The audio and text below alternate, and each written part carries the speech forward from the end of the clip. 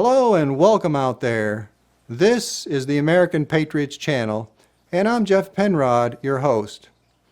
Now, in our last episode, we talked about race relations in America, and that was part 1 of the series. Today is part 2. Last time, we found out that prejudice is at the very heart of the racial issues that we're experiencing today. Prejudice is prejudging someone, forming opinions without really knowing who they are. And we said that's irresponsible. It's like judging a book by its cover. Instead, we need to hold off on any opinions until we really get to know a person, and then form opinions based on the content of their character, not on the color of their skin or the shape of their eyes.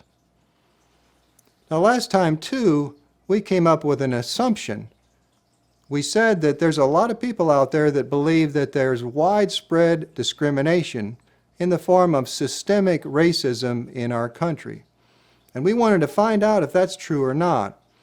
So that assumption was that if we look at income levels and poverty levels, we can discover what races may be indeed experiencing systemic racism. But then we have to put that assumption to the test. So in terms of income and poverty levels, here's what we found. We looked at the median household incomes of the 4 major racial groups in America today, and we identified those groups as simply A, B, C, and D. Now, what we found is that groups B and C had significantly lower incomes than the others. So that seemed to support the assumption that maybe those 2 groups are experiencing racial discrimination. But we went on and looked at the poverty rates of those same groups, and sure enough, groups B and C have significantly higher poverty rates than the other 2. So we went ahead with our assumption and said that we believe that it is very possible that groups B and C are experiencing racial discrimination, being denied opportunities and experiencing economic inequality because they are being discriminated against. But today is the day that we're going to look into this and determine whether that's true or not. We're going to look at the facts. So let's take a look. The first 2 categories that we need to look at are education and employment, because those 2 have a great deal of impact on income levels and poverty rates. So let's take a look and see just how important education really is. This graphic represents the effect of education on unemployment rate and on earning power. The blue bars on the left indicate unemployment rate, and the green bars on the right indicate weekly earnings. At the bottom of the page, those bars represent someone with less than a high school diploma. Working all the way up to the top of the page, those bars represent someone with a doctoral degree.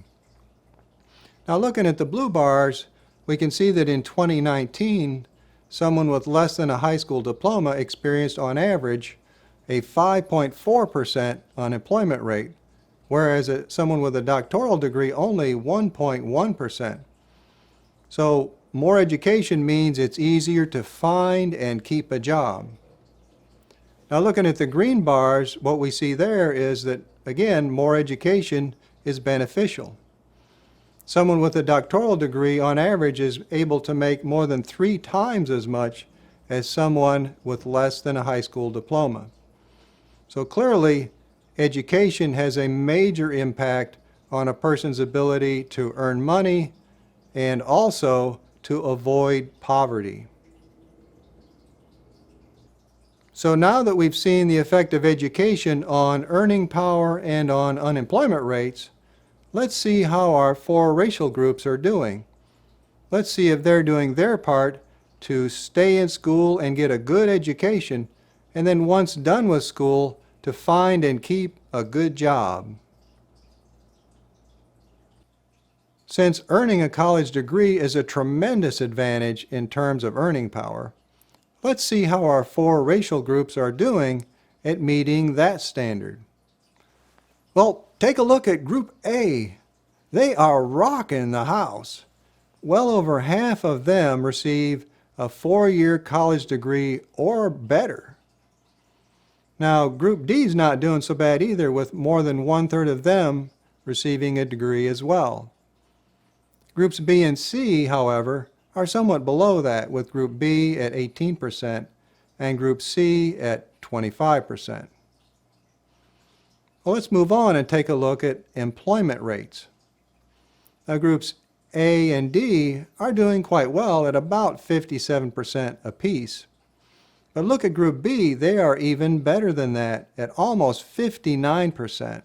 They're really getting out there into the workforce, finding and keeping a job. But then Group C is somewhat below that, around 54%. The message is clear here, which is that our children need to stay in school and get a good education. That'll set them up for life. If you want to see more on how we can improve education in our country, watch my video on education in America. Now, moving on, another factor that will affect poverty rates is family status. Let's see how that works out. About 4% of married couples live in poverty. Now, when the married couple has children under the age of 6, that percentage goes up to 6.3. But then for single-parent households, that percentage goes way higher. For households with a single male and children under the age of 6, a little over 18% of them live in poverty. And for single mothers with children under the age of 6, almost half of them live in poverty. So since family status has a major impact on the poverty level, let's look and see how our racial groups are doing in that area. In looking at birth rates to unmarried women, kudos to Group A because only about 12% of them are experiencing births to unmarried women. Now, Group D is somewhat higher than that at about 28%. But then Group B is much higher still at 52%, and then Group C is at 70%. The last category that I want to look at is a criminal record. If a person has a criminal record, it's hard to get a job. Employers just will not accept candidates that have a criminal record, and in particular, a serious offense such as a violent crime conviction or a conviction for a drug offense. So let's take a look and see how our racial groups are doing in that area. Starting with the violent crime rate, if we look at arrests per year per 1,000 population, we see once again that Group A is leading the pack with about 0.8 per year. Now, Groups B and D are somewhat higher than that with around 3, and then Group C is much higher still at over 9. And then moving on to drug-related offenses, once again, Group A is the lowest at 0.7. Groups B and D are around 4, and then Group C is the highest at just a little over 8.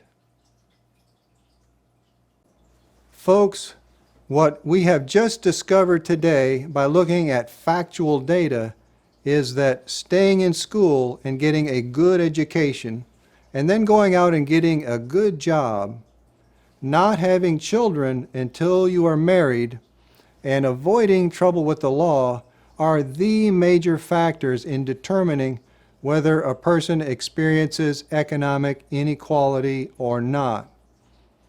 All of these things are within our control, and it is due to poor personal choices that a person ends up with low income, poverty and inequality.